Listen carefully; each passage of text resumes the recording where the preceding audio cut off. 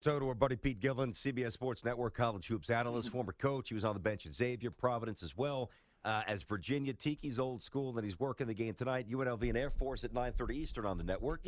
Coach, you're talking about you being a former coach, and then as I look at some of the teams that are in the top 10, and BT brings up a good point. Like, we don't know a lot of the players, but interestingly, we know all the coaches, right? It seems like in the absence of, let's call them superstar players, the guys that are going to be the number one picks overall in the top 25, represented in the top 25 teams, you are seeing it with the coaches, though. Is that going to be the ultimate deciding factor come postseason for all of these teams? Yeah, coaching's super important, Tiki, as you know, especially in the tournament where so many close games and the games are low scoring. Yeah, I mean, and the players, the great ones, stay 1 year, stay 2 years. Yeah. So the faces of the schools, like at Villanova, is Jay Wright, because he's been there a long time. Or even Arizona, Sean Miller's only been there, 5 years, but the guys come and go after 1 year. There's great players. Duke, it's Krzyzewski. They've had great player after great player, but Krzyzewski's the face of the program, of course. So, yeah, coaching is super important. I don't know enough about the other sports, but in basketball, where there's so many close games and there's free throws and strategy, I think coaching is key. Like Tom Izzo at Michigan State, he's a great tournament coach. He gets his guys ready at the right time.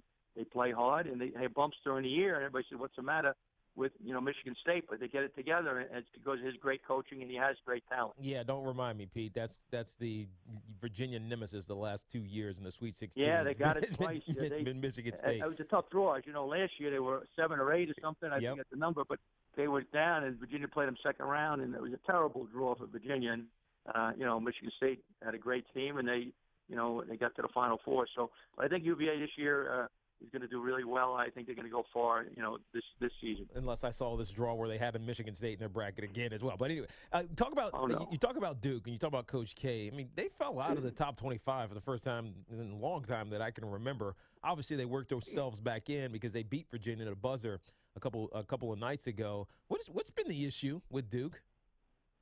Well, once again, they lose so many players. They lost 3 or 4 good players from last year. I think they lost their top 4 scorers. So, replacing them every year is not easy. And usually they get one of the top 2 or 3 players in the country goes there. Ingram is a great young player. Brandon Ingram's a small forward who's great. Derek Thornton, who I coached at this Under Armour camp, a young man, point guard who's very good. So they get it, but their defense isn't that good, and they had some injuries.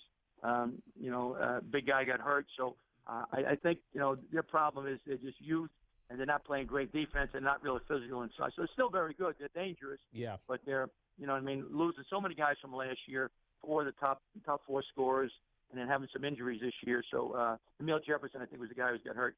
That hurt them. So I think their youth and their defense is not as strong, but don't sleep on Duke. They can still get to the Sweet 16 or Elite 8 because they still got real good talent. Yeah, especially if the refs keep ignoring travels and blatant up and downs. Then they get a free pass in the Final Four, man. Coach K, I mean, he gets breakfast in bed. He gets Eggs Benedict. I used to. That's true. It is what it is. Let's be honest. Hey, Pete, before I let you go, you mentioned some of the faces of the programs before. Coach K, obviously one of them. Another one's Rick Pitino. And you know as well as anybody that while coaches are paramount, if you don't have the players, you're not going to win, or you're not going to win big. So recruiting is vital. If I'm a parent, let's face it, it's a bad look for Louisville right now. If it's my son, I would have less trust and less belief in sending him to Louisville right now, personally. Do you believe that Rick Pitino, are you convinced that he's definitely back next season? I know that's kind of gone away a little bit in the fervor and the all the noise is dissipated a bit, but I just feel like it's not over. What do you think? I agree. It's not over. I worked with Rick Pitino. We were both assistants back in 1975, 76 at the University of Hawaii. He was there 2 years. I was there 1, so I know him very well. I agree with you. I don't think it's completely over. And to answer your question, I'd be concerned. I like Rick. He's a friend, but I'd be very concerned with some of the things that happened there about sending my son, there to play. I wouldn't say I wouldn't for sure, but I'd be very, very concerned. And it would be a problem, certainly, if my son was considering that.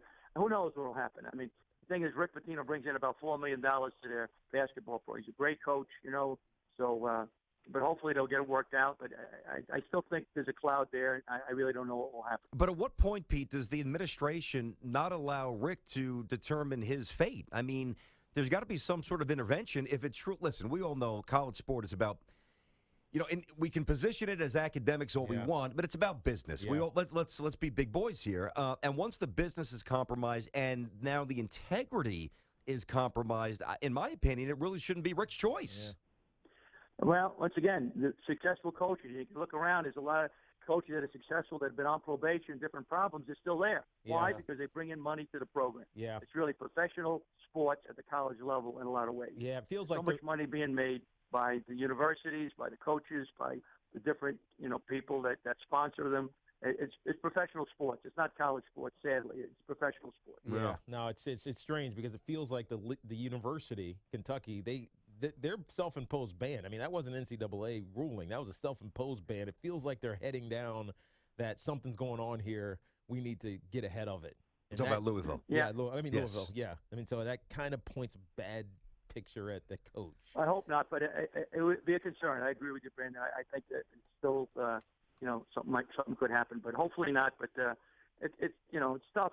When you're dealing with young men, they're just, everybody says how great they are, and then they think the rules don't apply to them. And sometimes coaches get involved in the wrong thing. There's so much pressure to win. There's so much money that sometimes bad things happen.